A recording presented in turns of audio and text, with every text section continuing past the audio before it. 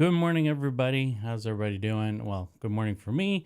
Not sure where you're coming from, but this is the view outside my window right now, and it's looking like a great summer day here. Believe it or not, that is correct. It is 54 degrees Fahrenheit in Bellevue, and wow, but it's supposed to be a 80 plus degree day, and so I am looking forward to actually having some sunshine. And it's going to be a wild one. It seems like it's going to be getting hotter and hotter. So kids are off. Send them away to grandma's house for a summer vacation. And now I am here flying solo. And it's actually quite nice and peaceful in the morning when I wake up. So today, of course, we're going to, yesterday when I was talking about the Stream Deck, I realized that the Stream Deck, the depth of the material is far beyond anything that I could do in an hour. And most people who have attempted it have had multiple live streams discussing the Stream Deck. And I thought, I kind of left things hanging a little bit and I didn't want to do that. So I figured, okay, well, let's go ahead and continue the discussion. And of course, I am talking about this little guy here, the Stream Deck. This is the one that's down on my desk right now. And you can see I've got the current active scene, which is the Osmo scene there. And of course, I still have my Stream Deck little graphic from yesterday. I've got that pulled up. And so my plan is I'm actually going to use some of these different features like the dial, for instance, and show you how some of the things work on the Stream Deck in a little bit more detail than I covered yesterday. So let's go ahead and we'll get rid of that. We don't need that graphic, and we'll go over here. All right, so let us cover what those topics will be. So the first thing is I want to go over the user interface for the Stream Deck itself. The Stream Deck it's a pretty robust interface and there's a lot of components to it. It's not overly complicated, but once you know where everything is, it makes it so much easier to use. So I figured that's probably the best place to start today. I would talk about the built-in functions that come with the Stream Deck.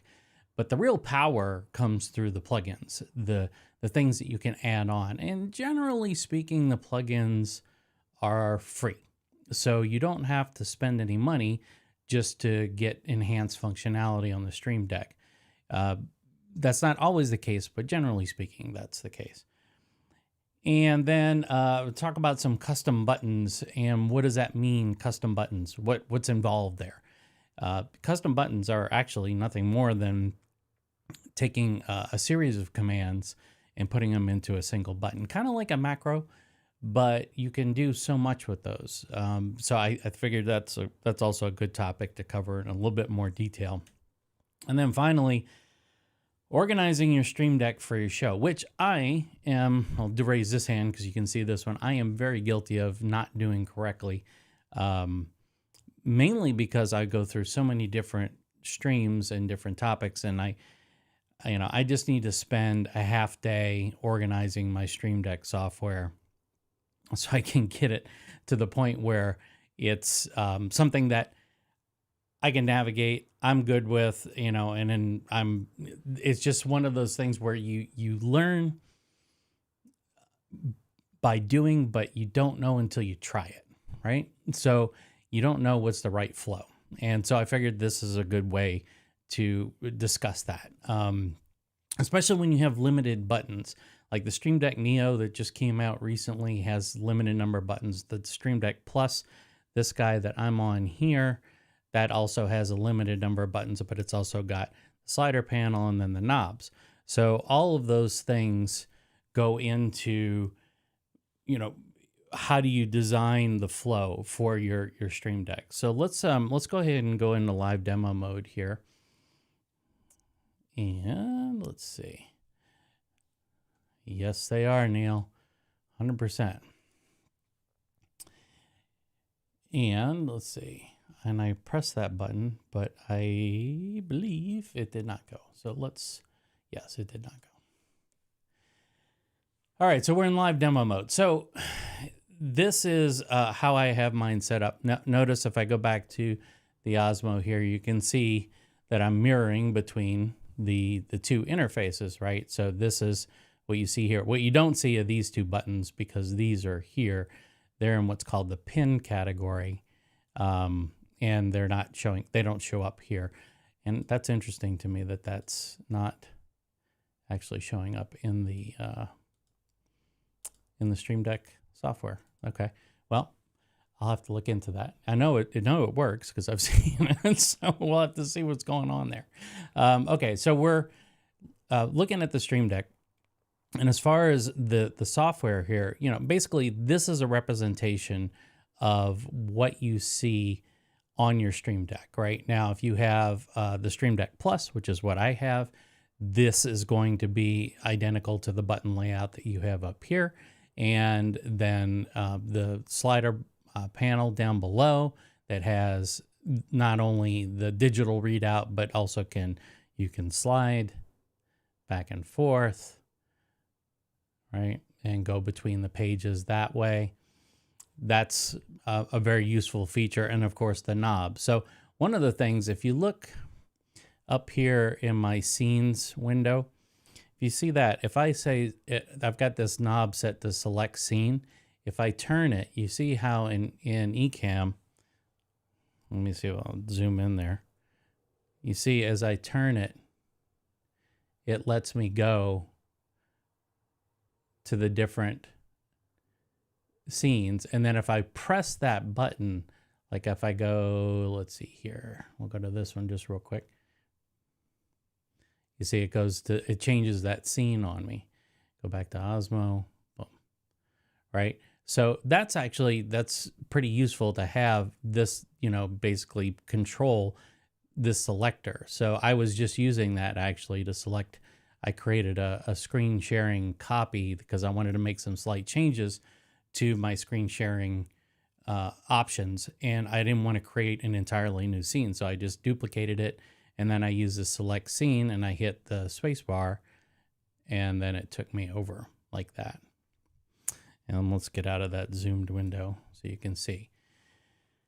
Because I'm screen sharing Keynote. That's how I've got my bullet points and everything up there right now. All right, I'll go back to the Osmo. And I want to say Osmo, that's a camera that's honed in on the Stream Deck here. And we'll go ahead and now look at off to the side here. You've got all these different categories. So let me zoom in on that. You can see there's multi-action, there's navigation, the soundboard, the Stream Deck control itself, system-wide controls, control center. Now, once you start getting below that, you're going to start to see what's called the plugins window or plugin windows categories. So the control center here allows me to set my lights. For instance, let me go back to this view here. On either side of me, actually you can't see them, they're off frame. They're more like this way. I've got two Elgato key lights, and I can control those. See, I've got my left, I forgot to turn my hair light on. Well, here, you'll see the effect right there. Boom, I now have my hair light on what little hair I have left on the top of my head, but I can also control, you see if I turn those, it's very subtle, but if I turn those lights off in the back, you can see that wall darkens up a bit. So I have controls there, and that control center window shows up because I have these key lights. If you don't have the key lights, you won't necessarily see those, but you can see underneath control center, I have the ability to toggle lights on and off, set their brightness, adjust their brightness, set the color temperature, you can't really set the color, but set the color temperature. And if they do have a battery, you can alter those, or you can see that battery status. So it's kind of cool, but also down below you see that there is the dials. Here, let me go back to my Osmo here. There we go. You'll see all underneath here, right, is my, these my set. This camera loves to play around with focus, but it's here, right key, hair light, left key light, and I can just use the dial and I can turn down that power, right? So I have the button right here to turn it on and off, but this allows me to control the intensity. And how did I do that? Well, I went into, you see you have keys here, and then you have dials here. If I click on dials, go to Control Center, I can say adjust brightness. So I just take that and I drag it right to this dial, and then I can say, okay, well, that's my right. Right now it's controlling the right key light. I could have it control the hair light, right? And then, so now what happens is, you might be able to see it on my hair in that tiny little window, but as I drag this down, I also have it copied here too, but as I drag this down, you can see that the intensity of the light changes. So the dials are really useful for fine details or setting specific values. Now you can see down below here, your step size. Like I've got it, you can go as fine as 1% steps on these dials, or you can go 50%, which doesn't make any sense to me whatsoever. I mean, it's like doot doot, right? If you look at, like 2%, 5%, 5%, maybe that's a starting to get a little bit rough. I prefer the 2 or 1%. And yes, I do use the multi-actions. Oh, hey, Dave. I use the multi-actions with that, and I'm going to go over that really quickly. So one of the things that I demonstrated yesterday, well, we don't need this because I already have one. I demonstrated yesterday. Let me see if I still have it here. No, I don't. Okay, so, is this a comments one? Yeah, this is a multi-action switch. Okay, that's right. I created this little, you love my little icon here. I created that in Keynote.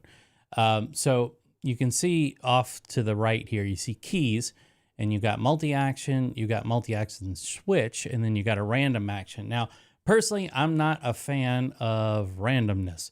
Especially when I'm trying to control. The whole reason for having a Stream Deck is you want precise control over things while you're running your show. So I don't use random at all. I don't know about you, Neil.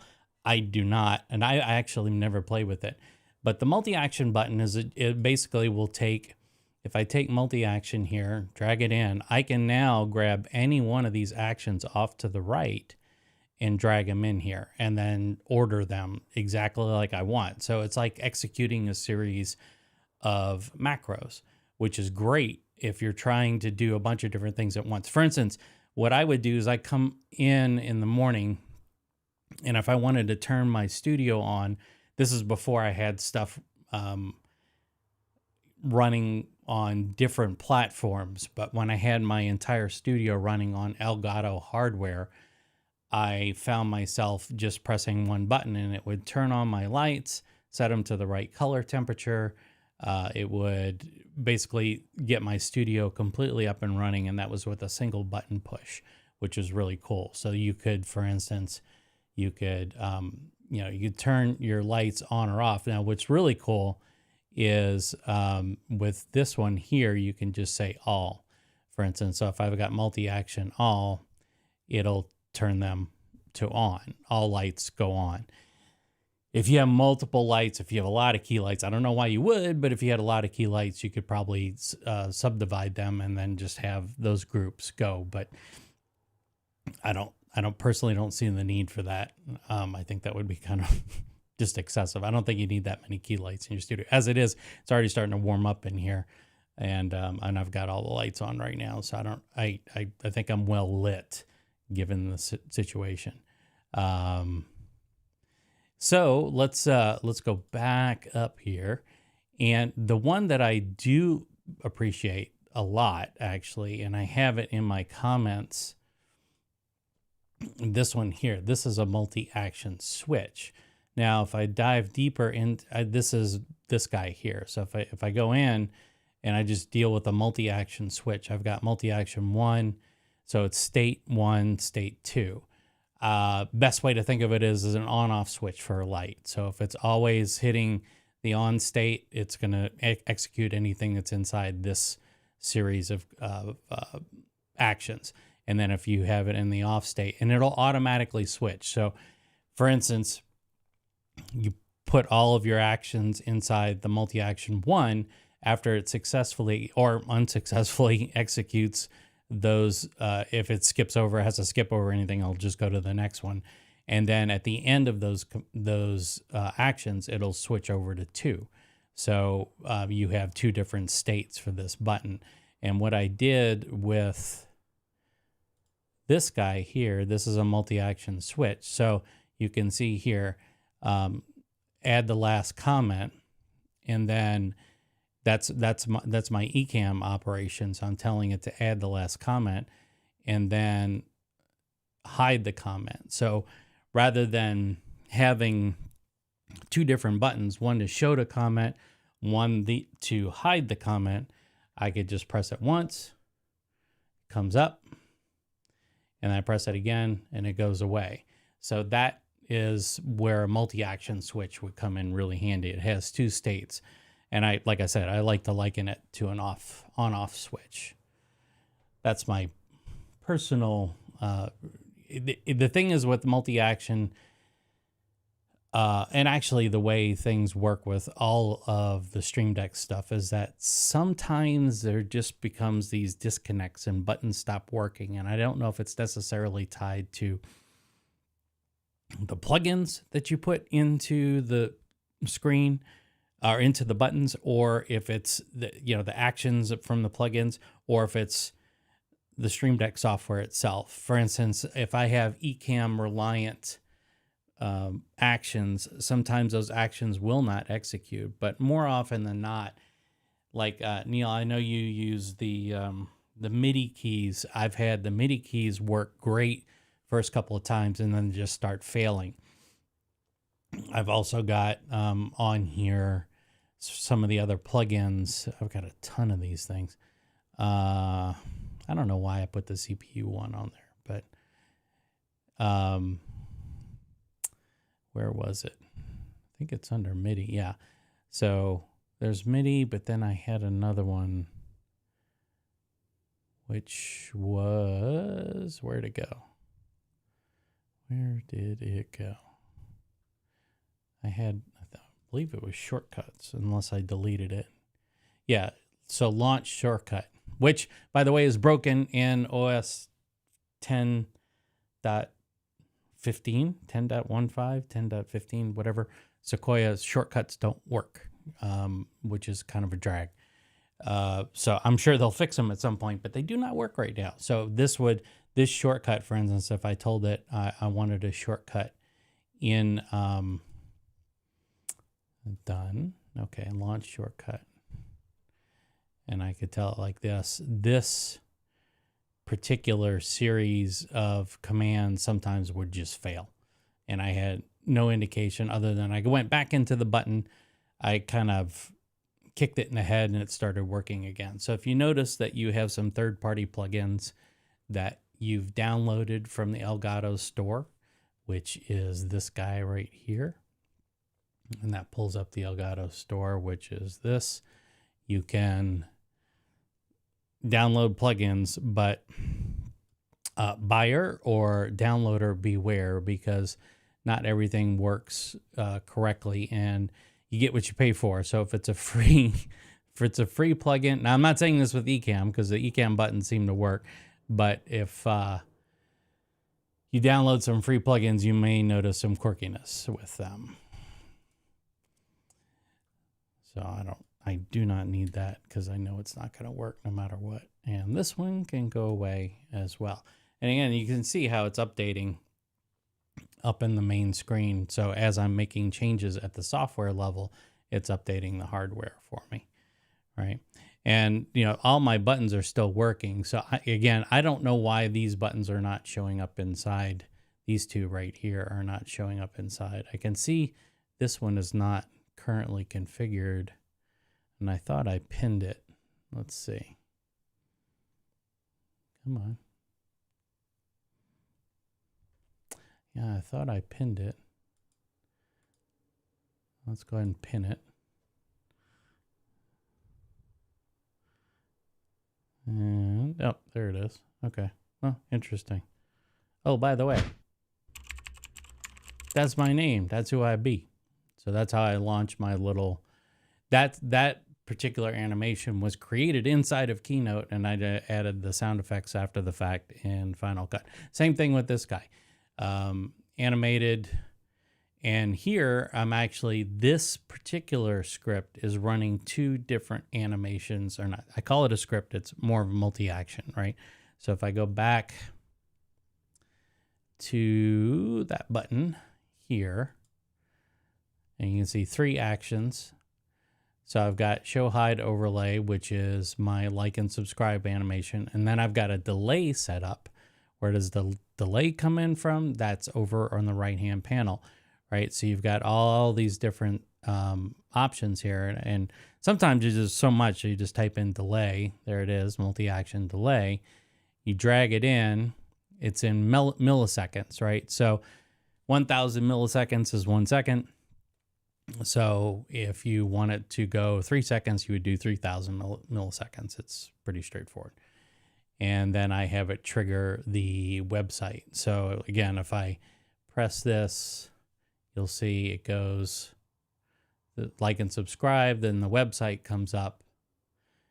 And then I've kind of got it timed so that they disappear roughly about the same time that they simultaneously, but I have the like and subscribe appear slightly sooner. So the focus goes there, and then the website animation comes on afterwards. So that's what a multi-action does. And it's actually, like you said, Neil, it's very, very useful. So we got through custom buttons. Organizing the Stream Deck, yes. All right, so here's the one area where I am woefully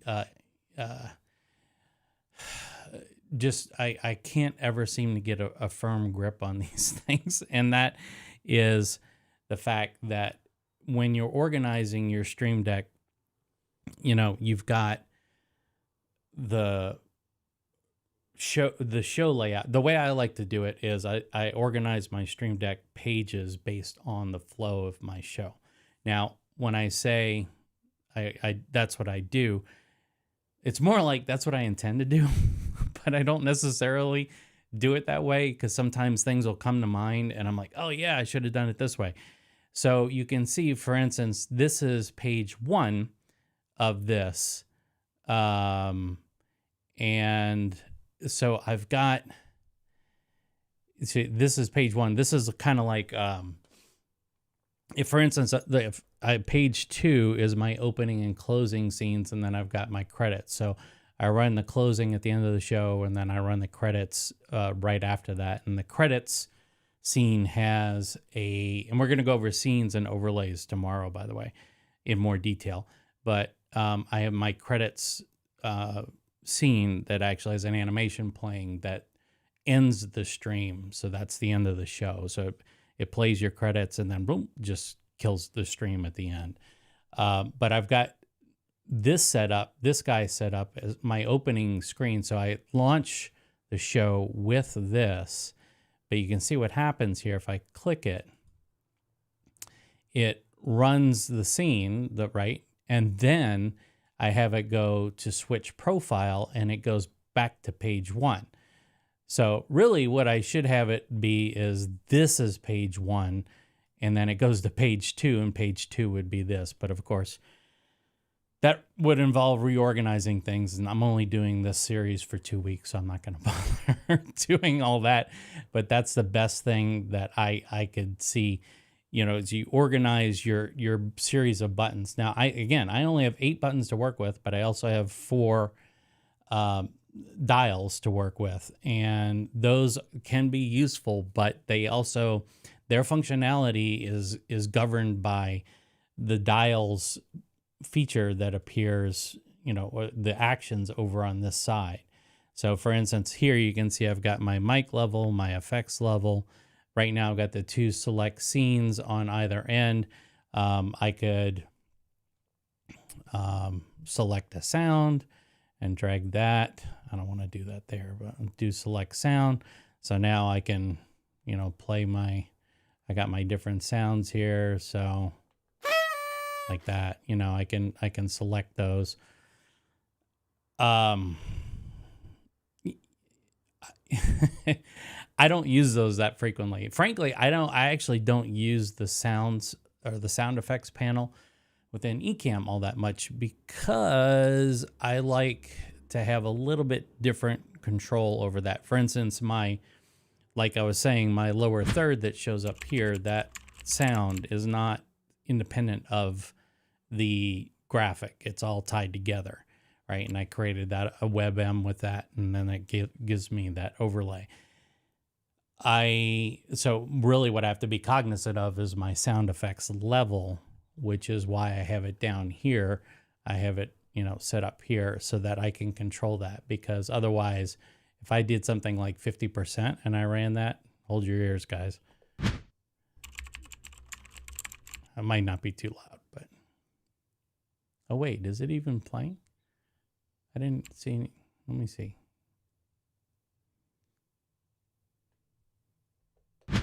Oh, yeah, it went. Okay. So anyway, this allows me to dial that in. What would be ideal, see, like Ecamm, the way Ecamm works, the mute states for each scene are remembered for that scene, but the actual levels for the different sound effects are carried over from scene to scene. And I understand it, but I don't quite understand it. It seems like that would be a checkbox. And if I'm missing something, if you guys know of something that would allow me to have independent sound level control for each scene, that would be rad, because right now I'm sitting there having to futz with the dials just to get the sounds right. But I'm getting off topic here. But anyway, yeah, the organizing your Stream Deck for the show. Now, if you have like somebody like Alec who has just tons of Stream Decks, he has everything set up, and he's not really going through a bunch of different pages because he's got he's got close to 100 buttons right in front of him, and that is, I would think, enough to run a single show. And then you could configure those buttons to be more specific based on the type of show. But he's definitely got one Stream Deck dedicated to camera functions and switching scenes and things like that. And then the other one might be more show specific. I'm not entirely sure. I'd love to see his setup.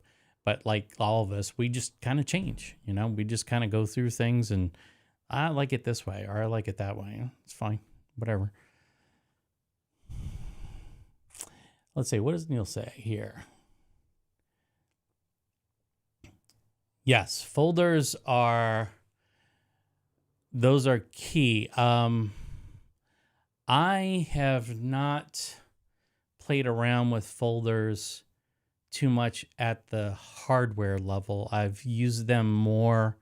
I've used the folders at the software level, which that's one more thing I wanted to talk about, was the iOS, the Stream Deck app, because that is full featured. But again, Andy and I were talking about this last time. Having the tactile feel is, yeah, copy the sound effect. Yeah, and see, Neil, that's a yes, as I know that, and it's yeah, I know, and that's a pain in the butt. It shouldn't be that hard. if it can remember the mute state, it should be able to remember the sound level state. At least that's the way I would. I'm sure there's some reasoning behind it that came before we did. I'm guessing, but that's why I tend to use my Rodecaster Pro more for my sound levels than anything else, which I think is where it's supposed to be. Anyway, so I wanted to talk, about the iOS features, and I'm going to retrain my Osmo Pocket 3 on my iPad here, and this will be fun because it's right in front of me. See, we think alike. I like that. All right, so this, now here's my iPad, all right? And you can see I've got, what's going on here? I've actually got two different instances of the Stream Deck software running. Not software like in the configuration software that you see down here. This is think of it as two different Stream Deck pieces of hardware sitting inside of an iPad. And how do you do that? Well, I mean, the iPad has split view, right? So you can, the software, the Stream Deck software allows you to run two different instances of the Stream Deck software on the iPad. So it's like having two more Stream Decks on your desktop, which is, border level insanity, because when you think about it, look at all the buttons here. And this is just, I mean, it's a lot. Can I size it this? Yeah, I can size it this way. So this might be a little bit more appropriate where it's 3/4, 1/4, right? Or I don't know if this breaks down into quarters or thirds, but this gives me a lot more control. And then, of course, the insanity continues because you can have pages upon pages of buttons here. And then you have, your other control box here. So I've actually set this up so this mimics my my Stream Deck. That's my hardware, my physical Stream Deck. Now, if you look at it here, it's a little bit different, right? This part is a little bit different. But if I switch to, I'm going to configure my studio control here. It's using Basecamp, right? You can copy and paste profiles between the two. So let's say I go back to my Stream Deck Plus, and then I'm going to take this Basecamp profile and I'm going to copy that to my studio control, right? And then go Stream Deck Plus, studio control, Basecamp copy, boom. It's an identical copy of what's on my hardware. All right, so that's it. One of the cool things about doing it this way is that if this is, if I let me zoom back here real quick, you can see this is at my desktop level. So I've got these desk mounted. They're right in front of me. I mean, here's the view. Me looking at the teleprompter here. I've got Ecamm here. I've got Keynote and some other stuff over here. But that is right in front of me. So it makes it really easy for me to access this panel while I'm in the middle of a show. The thing that I've found with this particular show, or with any show, is that having that finish button anywhere near where you might accidentally slide your finger, problematic. Problematic at best, catastrophic at worst, because you could end your show preemptively by accidentally pressing that button. So generally speaking, I like to keep that out of the way, or I'll put it on a piece of hardware that's I have to go and reach for, right? So, I got to be careful that I don't press that button and end the stream. All right. Well, I mean, that was really, let's see, the iOS. So the iOS is just mimicking what you see on the hardware. And then you can see with the software, if I go to, if I wanted to make anything happen here, and show up on say, for instance, I'm editing this panel here. It's really just a matter of, like, if I wanted to turn a light on or off, for instance, I could put it right here. There it goes. It shows up right there. The awkward thing about this, and I'm not really sure why Elgato hasn't fixed this, but notice one glaring issue here is that the iPad is rotated into landscape mode, and but the UI for the Stream Deck is in portrait mode, right? So you kind of have to turn your head 90 degrees to the right, and that's how these buttons are laid out on the Stream Deck. It would be nice if Elgato had a way to kind of turn this so that you would know that this is what this, you're placing buttons. I could totally see people putting things in the wrong spot, and then all of a sudden it rotates, the iPad rotates, and then things are not where they were before. So I could see that being very problematic. So there's that. There's little things here and there that like I've got this other plugin here. I can't demonstrate some of this stuff because of the camera, the way the camera's set up. I might be able to demonstrate the hue, but like I've got some hue bulbs. One of the things I've done though is I've completely eliminated hue bulbs from things that are inside the camera frame, because at lower intensities they were flickering too much and it drove me crazy. So I switched everything over to aperture lighting, but I still use the hue bulbs for ambient inside the studio. And so I've got those controlled through this particular plugin, which is actually way easier than launching the app on my iPhone and then dialing it in that way. I want to learn more about MIDI, but I got to tell you, that MIDI plugin is, I just feel like there's some things with it that are, and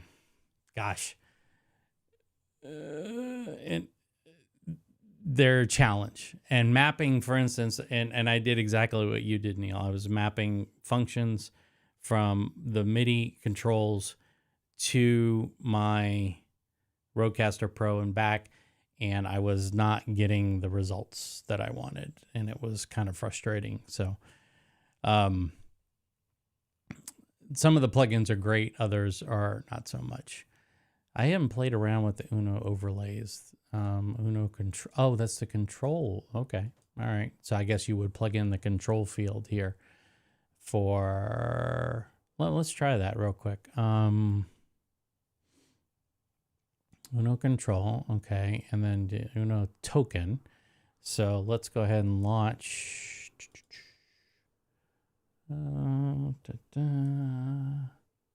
If you guys haven't played around with this, the Uno, let's see, what's it called?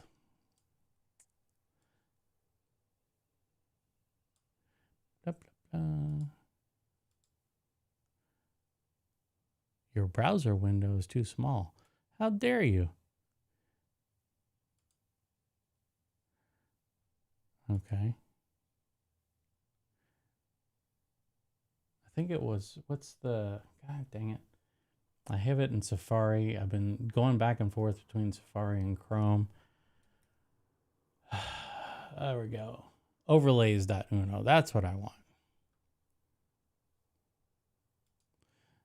So yeah, I'll just do it in Safari since that's already logged in. The joys of running multiple monitors spread across feet. Okay. Overlays.uno. And then let's see. my overlays. And then I'm using this guy here. Copy edit link. Well, let me go into it.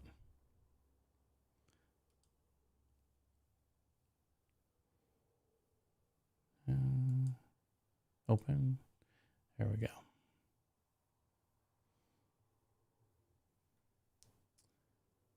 There we go. Copy Uno token, and then let's go back to Stream Deck.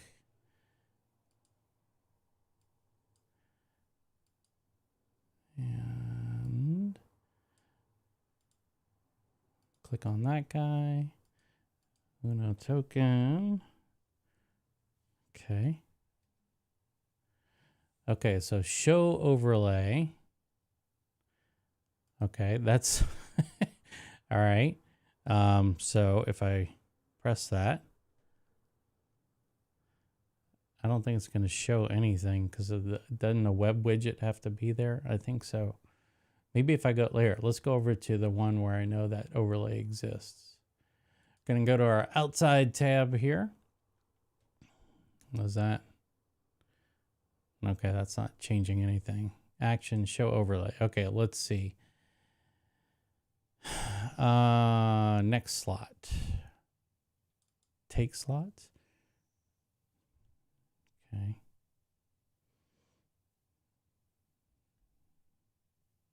No. All right. Well, I guess I got something to play with here. This is what happens when you try and demo things on the fly. Change over. No, no.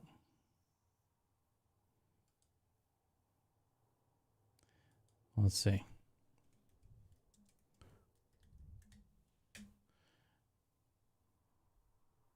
Oh yeah, it did switch, but it's not.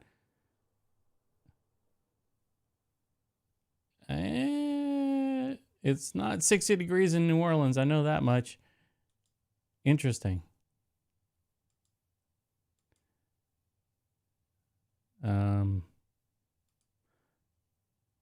Yeah, Bellevue is not 2 degrees cooler than New Orleans. There's no way, no how.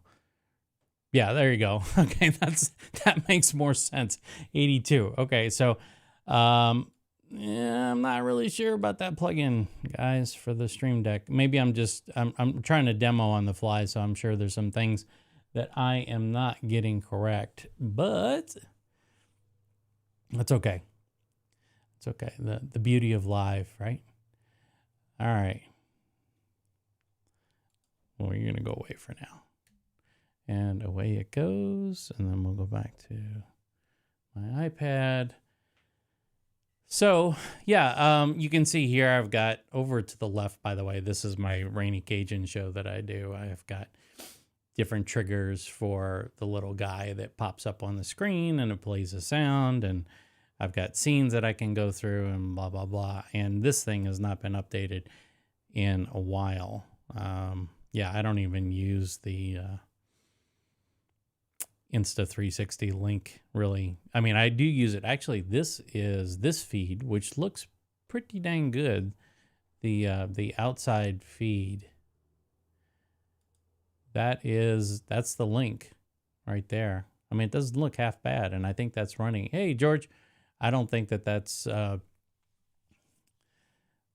looks half bad. I think that's 1080p as well. Let's see. Come on. Let's go ahead and load up the software and see what we get. Oh yeah. So there you go. So that's pretty, you know what would be really cool? I know this is just my selfishness, but having this control built into Ecamm would be ultra cool. I know we need switchers for that, but that'd be really cool. So if I go to 4K, well, it's not going to matter for you guys because I'm running the stream at 1080. So whatever, I'll just go back to 1080. Still looking like a nice day. All right, well, I mean, I don't really have much else to talk about. Let me go ahead and get out of live demo mode here, unless we got questions. try and keep this to an hour. We're at 48 minutes at this point. So, I mean, I've got a bunch of pros on here, so I don't know if there's much I can answer. But if you guys have questions, I can also, I haven't really tried the Zoom functionality, but here, I'll pop it in and let's see if I've got, let me see if this works. No. All right, so one of you guys got to tell me here. Let me see if I want to copy, if I'm inside of Ecamm and Zoom meeting setting, if I want to pull in the URL so that people can join, how do I do that? I've not tried that yet. Is that under preferences? No, that's not, that's Ecamm preferences. Zoom meeting settings.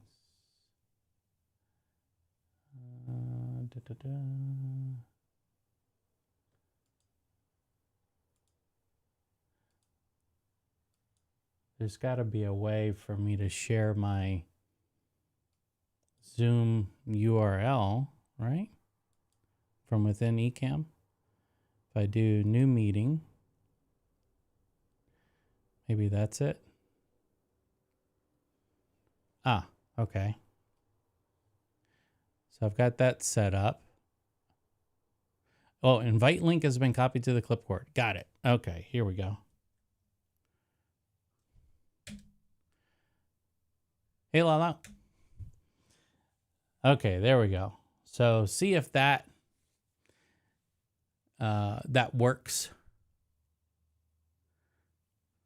If anybody can join in, I got to put my little IEMs in case anybody does want to join.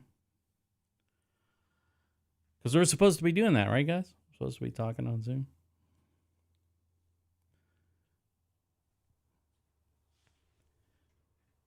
Who's got the courage?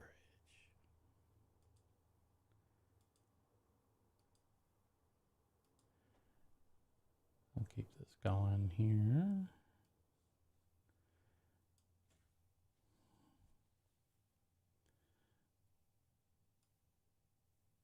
Normally I would say, well, let's see.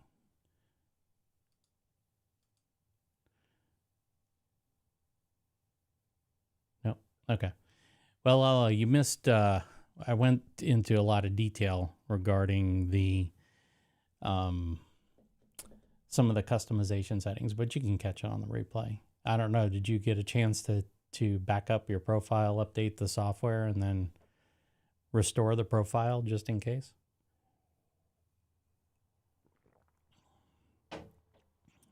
Because that was your issue I think you were having yesterday.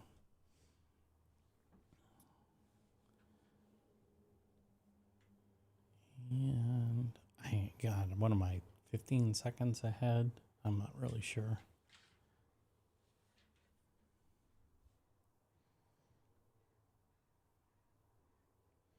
Nope.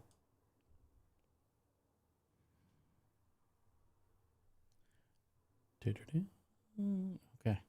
All quiet on the home front. I don't see anything else coming through. Oh, there we go. Okay. Sounds good. Well, yeah, just ask questions.